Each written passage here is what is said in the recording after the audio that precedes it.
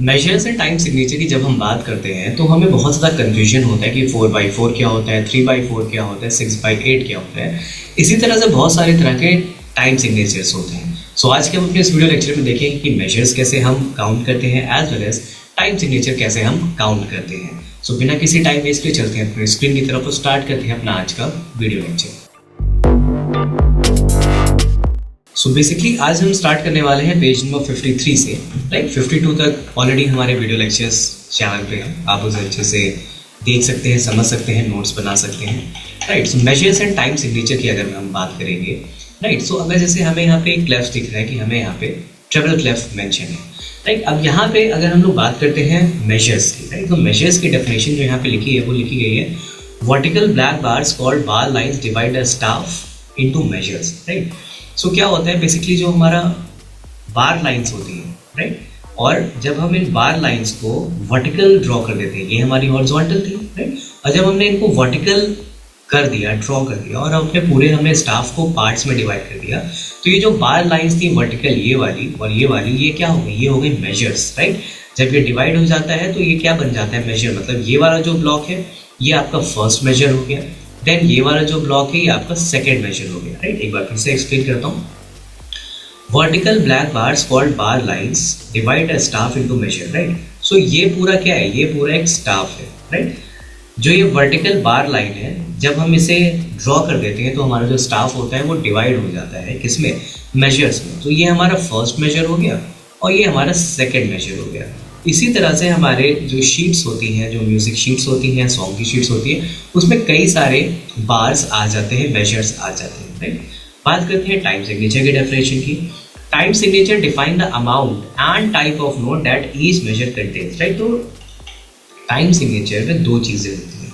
पहली चीज़ क्या होती है, अमाउंट ऑफ नोट्स, मतलब अमाउंट कितने नोट्स होंगे, how many notes are there. And second चीज़ क्या है यहाँ पे लिखी है, टाइप ऑफ नोट, मतलब विच टाइप ऑफ नोट, कौन सा नोट होगा। राइट, अब जैसे यहाँ पे बात करें तो एग्जाम्पल में हमें 4x4 मेंशन है, 4/4 एंड 3/4 मेंशन है। Right, the first measure is in 4x4 type and the second measure is in 3x4 type. Right, so अगर हम लोग यहाँ पे मेजर्स की बात करते हैं, राइट, जो फर्स्ट मेजर है वो क्या है, वो 4x4 का है, एंड जो सेकंड मेजर है वो क्या है, 3x4। अब ये 4x4 क्या होता है, 3x4 क्या होता है। राइट, तो हमेशा ध्यान रखो कि टाइम सिग्नेचर जो होता है उसमें क्या होता है, अमाउंट ऑफ नोट, मतलब कितने नोट्स होंगे, एंड टाइप ऑफ नोट, मतलब कौन से टाइप का नोट होगा। समझ में, बस ये दो चीज़ें होती हैं। राइट, अब हम बात करेंगे कि ये 4x4 और 3x4 में हम कैसे डिसाइड करेंगे कौन सी चीज़ क्या है। राइट, सो हमेशा ध्यान रखिए जो ये हमारा टाइम सिग्नेचर है ये किस में है, ये फ्रैक्शन में होता है। जैसे मैथ्स में जब हम पढ़ते हैं तो उसमें एक चैप्टर आता है फ्रैक्शन। राइट, सो ये जो फ्रैक्शन है इसमें क्या है, ऊपर वाला न्यूमरेटर डिजिट है और नीचे वाला जो डिजिट है वो क्या है, डिनोमिनेटर। राइट, सो जो हमेशा ऊपर वाला कहलाया जाएगा वो क्या होगा, न्यूमरेटर होगा, एंड जो नीचे वाला होगा वो क्या होगा, डिनोमिनेटर होगा। राइट, सो अब अगर हम एक्सप्लेन करते हैं जो ऊपर वाला क्या है, 4 है, और नीचे वाला क्या है, वो भी 4 है। तो मैंने ऊपर क्या बताया था, मैंने ऊपर बताया था कि दो चीज़ें होती है, एक होता है अमाउंट एंड होता है type of note. Right, so जो डिनोमिनेटर होता है, मतलब नीचे वाला जो नंबर होता है वो क्या होता है, वो होता है टाइप ऑफ नोट। राइट, तो इसका मतलब है कि 4x4 में कौन से टाइप के नोट होंगे, क्वार्टर नोट होंगे। इसी तरह से 3x4 में जो डिनोमिनेटर है वो क्या, 4, तो यहाँ पे भी क्या होगा, यहाँ पे भी जो नोट्स होंगे वो क्या होंगे, क्वार्टर नोट्स होंगे। राइट, अब ये टाइप ऑफ नोट्स क्या होते हैं, रेस्ट क्या होते हैं, ये आपको पहले वाले लेक्चर में मिल जाएगा, इसके पहला का जो लेक्चर है। राइट, बात करते हैं न्यूमरेटर की, तो न्यूमरेटर में यहाँ पे 4 है, 4 का मतलब टाइप्स ऑफ नोट हमने देखा डिनोमिनेटर है, and number of note, it is quantity of notes क्या है, वो है न्यूमरेटर, मतलब कितने नोट्स होंगे। इसका मतलब कि 4x4 वाले बार में मेजर में 4 राइट क्वार्टर नोट्स होंगे, द सेम वे 3x4 वाले मेजर में 3 क्वार्टर नोट्स होंगे। राइट, सो इस तरह से हम देखते हैं कि जो टाइम सिग्नेचर है वो हम कैसे रीड करते हैं। राइट, मैं फिर से बता देता हूँ, जो ऊपर वाला नंबर होता है वो होता है how many number of notes, और जो बॉटम वाला नंबर होता है, नीचे वाला नंबर होता है, वो क्या बताता है, टाइप ऑफ नोट। राइट, सो इस तरह से हम किसी भी टाइम सिग्नेचर को ऐसे रीड करते हैं। राइट, अब जैसे यहाँ पे 4x4 था तो यहाँ पे 4 क्वार्टर नोट हो गए, 1 2 3 4। एक क्वार्टर नोट की वैल्यू क्या होती है, 1, तो 1 + 1 + 1 + 1 क्या हो गया, 4। इसी तरह से अगर हम 3x4 को देखते हैं यहाँ पे, राइट, सो 3x4 में हमने क्या देखा कि नीचे क्या है 4 मतलब टाइप ऑफ नोट, और ऊपर क्या है 3 मतलब कितने नोट्स हो गए, हाउ मेनी नंबर्स। सो 3/4 वाले मेजर में 3 क्वार्टर नोट होंगे, राइट, और एक क्वार्टर नोट की वैल्यू होती है 1 + 1 + 1, तो ये हो गया 3, राइट। इस तरह से हम अपने टाइम सिग्नेचर की वैल्यूज को इंक्रीज करते हैं, ऐड करते हैं। एक एग्जाम्पल यहाँ पे दिया है 2/4 का और फास्ट टाइम सिग्नेचर हो गया। अब यहाँ पे क्या है, यहाँ पे 4 है डिनोमिनेटर में, मतलब टाइप ऑफ नोट मतलब क्वार्टर नोट होगा, एंड कितने होंगे वो 2 होंगे क्योंकि 2/4 है। अब अगर हम इसकी वैल्यू ऐड करते हैं तो ये क्या हो जाता है 1 हो जाता है, ये भी 1 हो जाता है, फिर ये हमारा सेकंड बार आ गया, तो ये 1 है ये 1 है, तो हर एक बार में क्या है 2 बीट्स कंप्लीट होती चली जा रही है। तो इस तरह से हम टाइप सिग्नेचर को रीड करते हैं एंड हम डिफाइन करते हैं कि टाइप ऑफ नोट क्या होता है, एज वेल एज कितने नोट हमें ऐड करने, that means number of note, right. अब जैसे मैंने पहले बताया था, पेज नंबर 55 पे सेम अगेन चीज लिखी है, it looks like a fraction consisting of 2 numbers placed on top of each other. So basically time signature क्या है, ये एक फ्रैक्शन की तरह होता है। जैसे मैंने बताया ना कि मैथ्स में जब हम एक चैप्टर पढ़ते हैं फ्रैक्शन आता है, राइट। सो ये टाइम सिग्नेचर जो होता है वो क्या है, वो फ्रैक्शनल फॉर्म में है, मतलब फ्रैक्शन की फॉर्म में है, राइट। एंड इसमें क्या होता है 2 नंबर्स होते हैं, एक ऊपर होता है एक नीचे होता है। जैसा कि आप यहाँ फिर से देख लो 4/4, ये ऊपर है ये नीचे है, तो ये क्या हो गया न्यूमरेटर हो गया ऊपर वाला, नीचे वाला डिनोमिनेटर हो गया, राइट। सेम चीज यहाँ पे मेंशन है, top number tells you how many beats are in each measure. तो टॉप नंबर है उसमें कितने नोट्स होंगे, मतलब कितने बीट्स होंगे, एंड जो बॉटम है वो क्या कराएगा, the bottom number indicate the type of note that represent 1 beat, ठीक। बॉटम नंबर क्या बताएगा कि एक बीट में कौन से टाइप का नोट चलेगा, राइट। अब जैसे यहाँ पे फिर से सेम चीज एक्सप्लेन करिए, 4/4 में क्या है, ऊपर वाला क्या है 4 beats per measure and a quarter note represent each beat. So इसमें क्या होगा 4/4 में हर एक मेजर में 4 बीट्स आएंगी टोटल, और हर एक बीट पे कौन सा नोट चलेगा, हर एक बीट पे क्वार्टर नोट चलेगा, राइट। सेम चीज यहाँ पे इंडिकेट करी गई है इस पिक्चर में।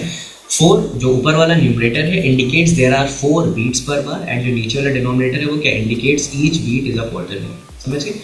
इन a time signature the top number represent a number of beats per bar, ठीक। तो हमेशा ध्यान रखिए कि जो टॉप नंबर है न्यूमरेटर है वो क्या है नंबर ऑफ बीट्स पर बार, एक बार में कितनी बीट्स होंगी, एंड जो बॉटम है वो क्या है वो वैल्यू ऑफ ईच बीट, एक बीट की वैल्यू कितनी होगी, राइट। यहाँ पे सेम चीज एक्सप्लेन करी गई है एक बार जो मैंने प्रीवियस लेक्चर में एक्सप्लेन करी थी।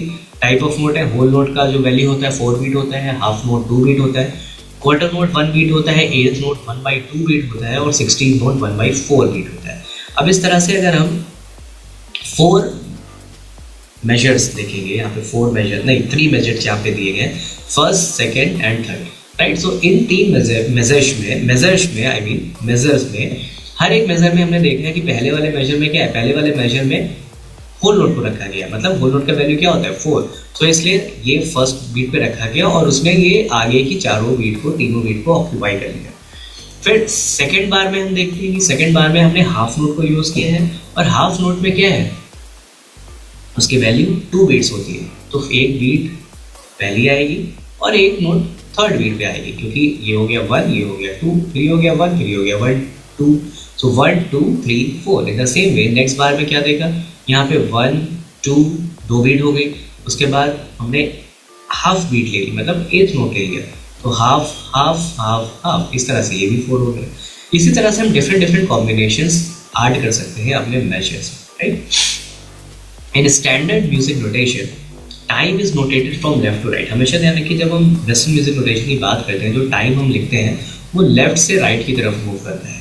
In this lesson, I will explain the basics of rhythm notation and then show you some applied examples.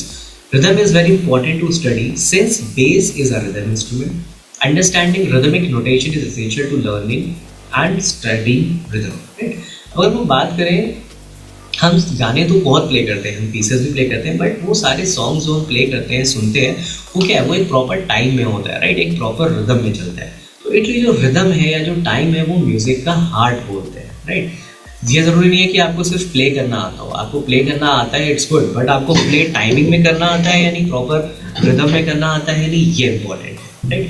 तो इस तरह से हम देखते हैं कि जो जैसे ड्रम्स होते हैं, तो ड्रम्स में जो बेस ड्रम होता है वो रिदम इंस्ट्रूमेंट है, बेस गिटार होता है उसमें भी बेस लीड्स चलती है। इन द सेम वे जब हम पियानो में देखते हैं तो हमें भी हर एक नोट को काउंट करके रीड करके रिदम या टाइम में प्ले करना होता है, ठीक। इसीलिए ज़रूरी है कि हम जो नोटेशन है वो रिदमिक वे में प्ले करें, राइट। नेक्स्ट बात करते हैं कुछ टर्म्स की जो हमें रिदम में सीखने की, वो क्या होते हैं। फर्स्ट है the beat. Music is based in time, most music has a steady recurring pulse called a beat, right. Music क्या है, म्यूजिक का पूरा जो कॉन्सेप्ट है वो किस में बेस्ड है, टाइम में, राइट। और हर एक म्यूजिक, चाहे आप कोई भी सॉन्ग सुनो, किसी भी लैंग्वेज का सुनो, मैटर नहीं करता, उसमें एक बीट चलती है, एक पल्स चलती है, जिसे हम क्या बोलते हैं, बीट। आप देखो कोई भी सॉन्ग सुनोगे आप, तो आपके जो हाथ हैं या जो आपके लेग्स हैं वो एक प्रॉपर उसमें टैप करना स्टार्ट कर देते हैं, अपने आप ही आप की बॉडी टैपिंग पोजीशन में आ जाती है, पल्स उसमें ऐड हो जाती है। It is the steady rhythm to which you want to tap your foot और नॉट, सेम चीज़ मैंने एक्सप्लेन करी। तो ये क्या है, वो जो पल्स चलती है वो एक स्टेडी रिदम है, एक स्टेडी टाइमिंग है, जिसमें आपका जो बॉडी है वो मूव करने लगता है एंड आप डांस भी उसी उस फॉर्म में करने लगते हैं, उस टाइमिंग में। Think of any music you have heard in a dance club and you can quickly imagine the beat of the music. In music, the beat measures time. Right? आप जैसे क्लब पल्स में जा रहे हो या जैसे आप घर में ही अगर यूज़ करते हो डांस करने के लिए फंक्शंस में, तो वहाँ पे देखो आप, हम लोग जब डांस करते हैं तो एक प्रॉपर पल्स में करते हैं, जिसे हम बोल देते हैं beat, right. So in music the beat measures time. So music में जो बीट होती है वो क्या होता है, वो टाइम का मेजरमेंट का यूनिट होता है, ठीक है। फिर बात करते हैं बार, जैसे मैंने आपको ऊपर एक्सप्लेन किया था। To help keep our place in music, beats are grouped into bars, right? So beats को हम ग्रुप कर देते हैं किसमें, बार्स में, also known as measures, right? जो मैंने आपको यहाँ पे एक्सप्लेन किया, ये हमारे क्या थे, ये सब हमारे measures थे, ये हमारे measures चल रहे हैं, हमने डिवाइड कर दिया हर एक बीट, राइट। तो इस तरह से जो बार्स होते हैं वो डिवाइडेड होते हैं, ग्रुप्ड होते हैं बीट्स में, जिनको हम क्या बोल देते हैं, measures. In many songs 4 beats make 1 bar, right?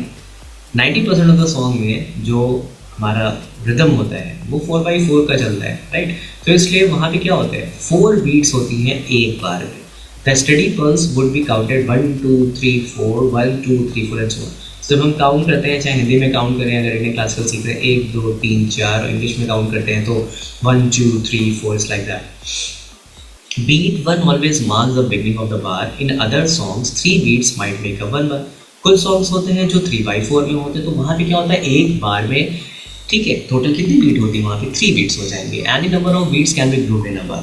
So depending upon कि सॉन्ग का कंपोजिशन क्या है, हम 2/4 भी कर सकते हैं, डिफरेंट नंबर ऑफ बीट्स ले सकते हैं अपने एक बार में, right. The structure of the music helps decide how it is counted. For instance, when the harmonies change और other repeated elements of the music will give the listener a sense of where beat 1 is and how many beats fall in between. We will cover this more in later lesson concerning time signatures, right? So जो time signature होता है, right, वो किसके ऊपर base होता है, वो base होते हैं बीट्स के ऊपर, mean number of beats and what type of beat we have, ठीक। फिर बात करते हैं बार लाइन की, राइट। ये मैंने आपको स्टार्टिंग में एक्सप्लेन किया, जो वर्टिकल लाइंस होती हैं जो हमारे पूरे मेजर को डिवाइड कर देती हैं, ग्रुप कर देती हैं, उन्हें हम बोल देते हैं बार लाइन, राइट। तो क्या है, bar line divides the musical bars, the space between 2 bar line is called a measure और अ बार, राइट। सो ये क्या है, ये हमारा पूरा एक मेजर है, ठीक। इसको हमने जब वर्टिकल लाइन ड्रॉ कर दी तो वो क्या हो गई, वो डिवाइड हो गया बार्स में। अब बार लाइन 2 टाइप की होती है, एक होती है सिंगल बार लाइन, यहाँ पे आपको एक सिंगल बार लाइन दिख रही होगी, थिन जिसे बोलते हैं। फिर एक ये डबल बार लाइन, फिर एक बार लाइन, और फिर यहाँ पे फाइनल बार लाइन, जिसमें क्या होता है, एक थिन होती है, एक थिक होती है, ठीक। जबकि डबल बार लाइन में दोनों ही थिन होती है, बट 2 बार लाइन्स होती है, राइट। तो तीनों का फंक्शन अलग अलग होता है, वो आगे एक्सप्लेन करेंगे। There are several types of bar line. Most bar lines are single vertical line. A double bar line may mark the end of a section of a music. A final bar line is double bar line with a thick second bar line. It marks the end of piece of a music, right? So बहुत ही common सा difference है। जो single bar line होती है, right? जो single bar line होती है वो क्या होता है, वो measures का division होता है।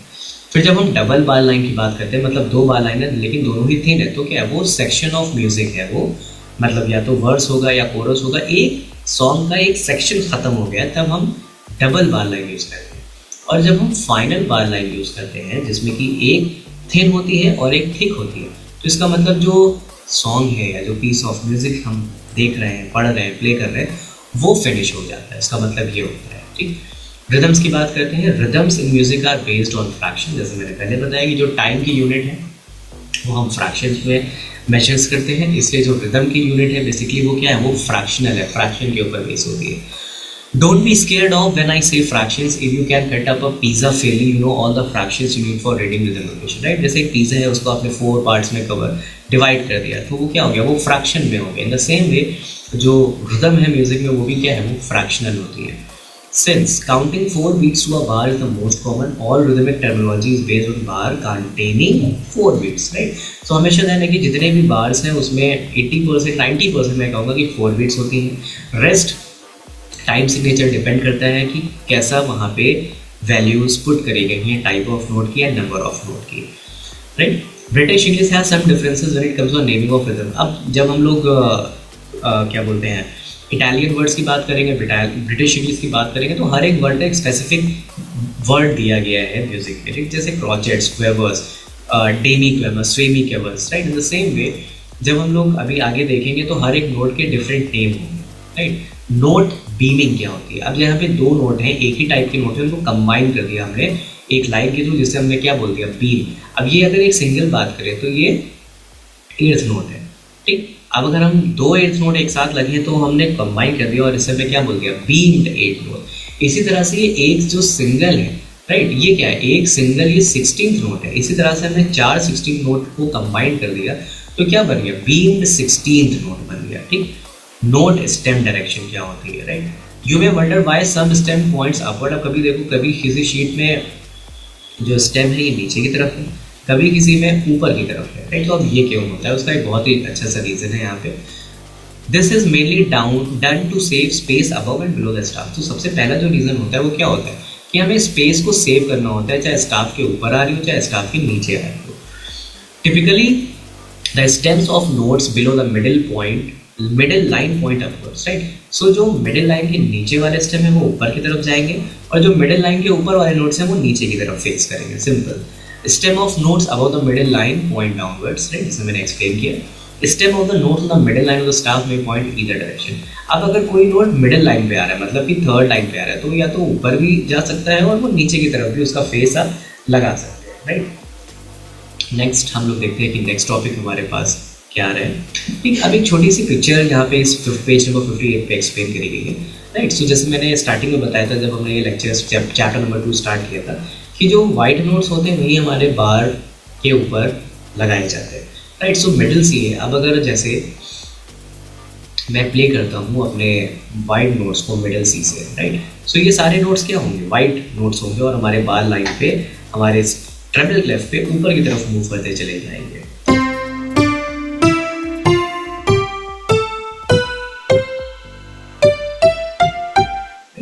इस तरह से जितने भी हमारे वाइट नोट्स होते हैं वो बार लाइन से अलाइन होते हैं. सेम अगर हम लेफ्ट साइड पे मूव करेंगे C3 में तो हमारे नोट्स डाउनवर्ड्स आ जाएंगे.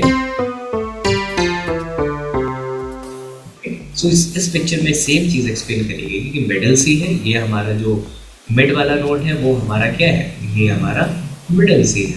और अगर हम अपने पियानो में राइट साइड की तरफ मूव करेंगे तो नोट्स हमारे राइट साइड मूव करेंगे अपवर्ड्स की तरफ.